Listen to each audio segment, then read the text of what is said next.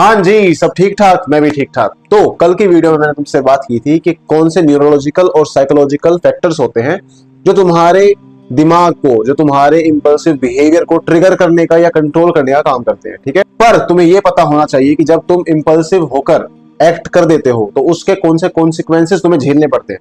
तुमने कभी सोचा नहीं होगा क्योंकि तुम इतना सोचते नहीं हो इस चीज के बारे में, पर ये कॉन्सिक्वेंसेस तुम्हारे हर पार्ट ऑफ लाइफ पर असर डालते हैं अपना। फॉर एग्जाम्पल, फाइनेंशियली डालेंगे, इमोशनली डालेंगे, करियर वाइज डालेंगे, उसके अलावा रिलेशंस पर डालेंगे, उसके अलावा तुम्हारी हेल्थ पर डालेंगे। और तुमने कभी इसके बारे में सोचा नहीं क्योंकि हम कभी सोचते नहीं है।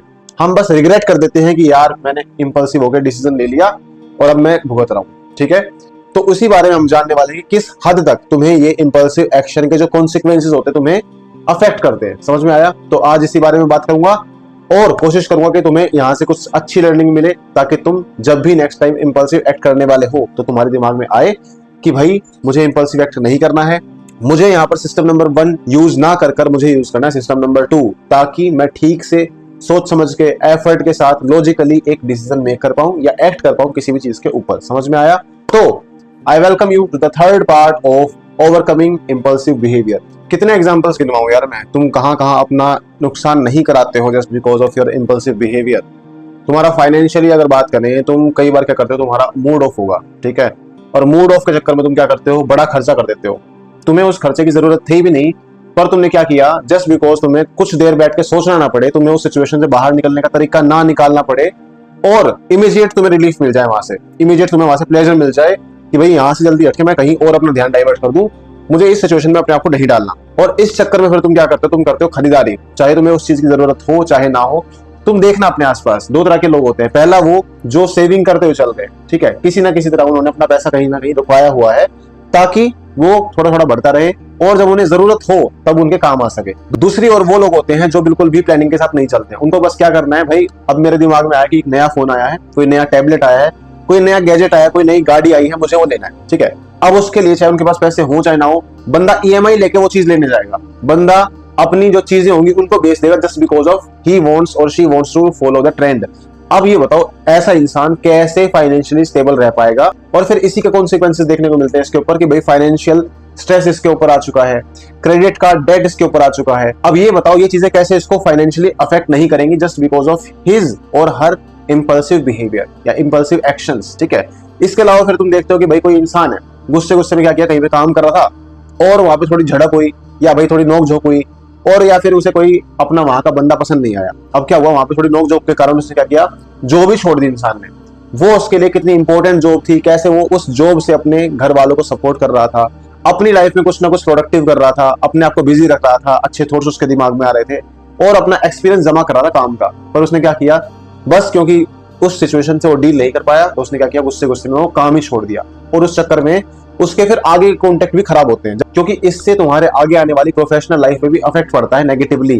क्योंकि जब भी तुम कहीं पर अप्लाई करोगे नई जगह पर, तो नया वाला एम्प्लॉयर हमेशा पूछेगा कि भाई तूने जो लास्ट वाली जॉब थी क्यों छोड़ी थी। अब अगर तुम्हारे पास उसके लिए वैलिड रीजन नहीं है तो ये तुम्हारी उस जो नई जॉब तुम करोगे उसको डिफाइन करेगा कि तुम कैसे वर्क कल्चर में रहोगे, कैसे तुम्हें लोग मिलेंगे, कैसे तुम्हारी सैलरी होगी, कितने तुम्हारे वर्किंग आवर्स होंगे, कैसा तुम्हारे साथ बाकियों का बिहेवियर रहेगा। तो ये अब तुम समझो कि तुम कितने जगह पर अपना नुकसान कर रहे हो। इसके अलावा तुम देखते हो कि पर्सनल लाइफ में भी वो लोग परेशान काफी होते हैं जो इंपल्सिव होते हैं। ठीक है, जो किसी के सुनते नहीं है, बस यूं बोलते हैं कि भाई तुम मेरी सुन लो, जो मैं बोल रहा हूँ वो ठीक है, जो तुम बोलोगे उसमें मुझे गुस्सा आ जाएगा, उस पर मैं ठीक से रिएक्ट नहीं करूंगा। तो ऐसे लोगों से लोग बात करने से बचते हैं। ऐसे लोगों से लोग खुद को काट लेते हैं कि भाई इसके पास क्यों जाना, इसके अलावा बड़ी दुनिया है, उनसे बात कर लूंगा, मैं उनसे काम निकलवा लूंगा, उनके साथ रिलेशन रख लूंगा। तो तुम यहाँ पर अपना इमोशनली भी डैमेज कर रहे हो। इसके अलावा तुम्हें साथ नहीं मिल रहा है किसी का, उसके अलावा तुम्हें किसी की एडवाइस नहीं मिल पा रही है, तुम यहाँ से फिर आइसोलेशन की तरफ जा रहे हो। और ये आइसोलेशन जो है ये कोई पॉजिटिव नहीं है, ये तुमने खुद के लिए चुना नहीं है, ये तुम्हें दिया गया है just because of your impulsive behaviour. अब ये बताओ, जब तुम इतनी जगह पे अपना नुकसान कराते जा रहे हो तो कैसे तुम एक अच्छी लाइफ, एक स्टेबल लाइफ जी पाओगे, मुझे बताओ। अब ये चीजें जो हमने अब तक बात की है, तुम्हें फाइनेंशियली, इमोशनली, मेंटली या फिर प्रोफेशनली तुम्हें दिक्कत दे रही थी, पर इन चीजों के अलावा तुम अपना नुकसान फिजिकली भी करते हो। तुम अपनी बॉडी का सही से ध्यान नहीं रखते हो, तुम जिम सेशंस को स्किप कर देते हो, तुम वर्कआउट नहीं करते हो, तुम रनिंग पे नहीं जाते हो, तुम वॉकिंग के लिए नहीं जाते हो। तुम बस क्या करते हो, भाई मुझे डिस्कंफर्ट नहीं चाहिए, मुझे कंफर्ट ला के दो, उसके लिए मैं शुगरी फूड्स खाऊंगा, पैक्ड फूड खाऊंगा, जंक फूड खाऊंगा, उसके लिए पैसे खर्च कर दूंगा पर उसी पैसे को तुम ठीक लाइफस्टाइल में, हेल्दी लाइफस्टाइल में तुम नहीं डालोगे, क्योंकि तुम्हें नहीं चाहिए डिस्कंफर्ट, तुम्हें चाहिए कंफर्ट। उसके लिए चाहे तुम अपनी बॉडी का नुकसान करते रहो, चाहे तुम डेली डेली कुछ ना कुछ अपने शरीर के अंदर डालते रहो, उससे फिर तुम्हारे अंदर बीमारियां उत्पन्न होती रहे, तुम्हें उससे कुछ फर्क नहीं पड़ रहा, क्योंकि उन चीजों का रिजल्ट अभी नहीं दिख रहा है। पर इस बात का हमेशा ध्यान रखना कि जो तुम अपने शरीर के अंदर डाल रहे हो ये कहीं ना कहीं जाकर निकलेगा, ये तुम्हें बताएगा कि तुमने अपने शरीर का ख्याल नहीं रखा। और इसी बात पे फिर हम देखते हैं कि जो लोग अपनी सेहत का सही से ख्याल रखते हैं, कुछ ना कुछ टाइम अपने लिए निकालते हैं, चाहे मेडिटेशन करें, वर्कआउट करें, वॉकिंग करें, उनकी लाइफ में वो काफी खुश होते हैं, काम रहते हैं, सोच समझ के डिसीजंस लेते हैं। और दूसरी तरफ जो ऐसा इंसान होगा जो अपनी सेहत का ख्याल नहीं रख रहा है, उसके तुम डिसीजंस देख लेना, उसका तुम बिहेवियर देख लेना, उसका तुम इंटरपर्सनल स्किल्स देख लेना, उसकी तुम इंट्रापर्सनल स्किल्स देख लेना, तुम उसकी जो भी स्किल देखना, तुम वहां पर कमियां पाओगे, क्योंकि हमारी हेल्थ काफी हद तक हमारे डिसीजंस को अफेक्ट करती है, नेगेटिवली या पॉजिटिवली। ठीक है, तो अब मैं तुम्हें इतनी सारी चीजें बता चुका हूं कि कैसे हम अपना नुकसान करते आ रहे हैं, कितनी चीजों में अपना नुकसान करते आ रहे हैं just because of our impulsive behaviour. तो मैं तुमसे रिक्वेस्ट करता हूं कि सोचो कि तुम अब तक अपना कितना नुकसान कर चुके हो इस इंपल्सिव बिहेवियर के कारण।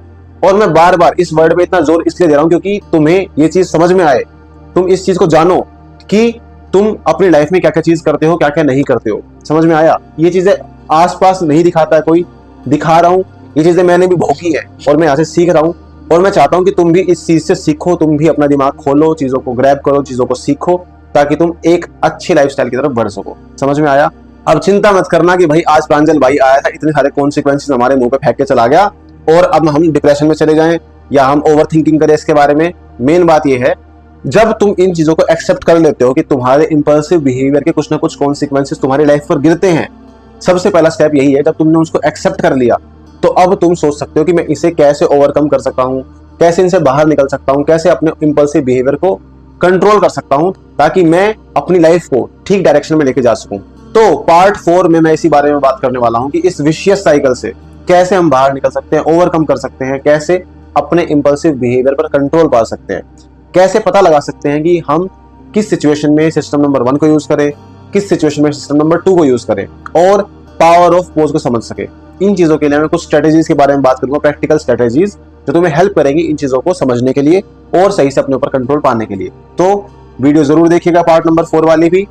और अगर तुम्हारे आसपास ऐसे कोई लोग हैं जिनको ऐसी वीडियोस की जरूरत है तो please I request you share करो, जितने ज्यादा लोग इस चीज के बारे में जान सकें, अवेयरनेस आ सके। मैं चाहता हूं कि वो अवेयरनेस पहुंचे। ठीक है, तो आज की वीडियो में इतना ही, मिलते हैं नेक्स्ट वीडियो में, तब तक के लिए नमस्ते, ख्याल रखिए।